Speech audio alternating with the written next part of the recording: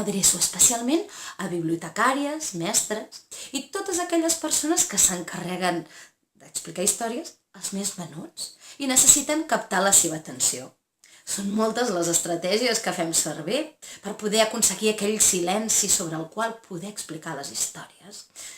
Hi ha des del típic xt, xt, les orelles d'elefant, els ulls de mussol i la boca de ratolí, o el que faig servir jo, la música.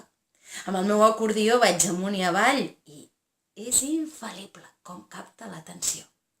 Avui per això us ensenyaré 3 maneres diferents de captar la seva atenció i d'aconseguir el silenci. Mireu, al meu darrere hi tinc el meu armari de les andròmines. Aquí us presento un instrument de joguina qualsevol, un d'aquells que ens pugui permetre fer una melodia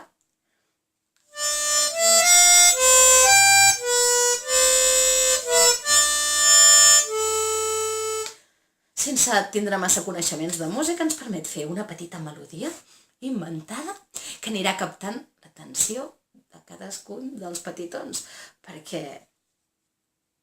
qui el coneix, aquest instrument tan màgic, tan sorprenent? Una altra forma.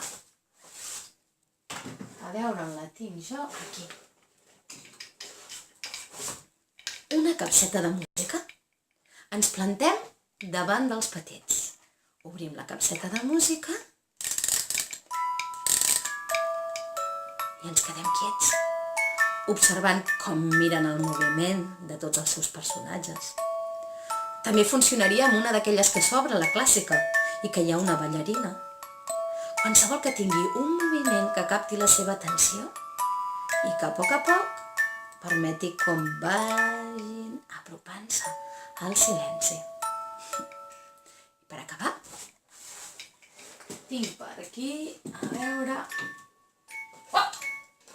una capsa de trons. Podem fer sonar una capsa de trons, un xiulet de tren, un reclam d'ocells. I quan els tenim a tots ben atents, sento ploure. Comencem a fer ploure.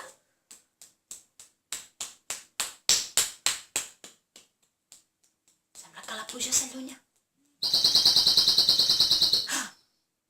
Sento els ocellets. Això és que la història també la volen escoltar. Poques callades.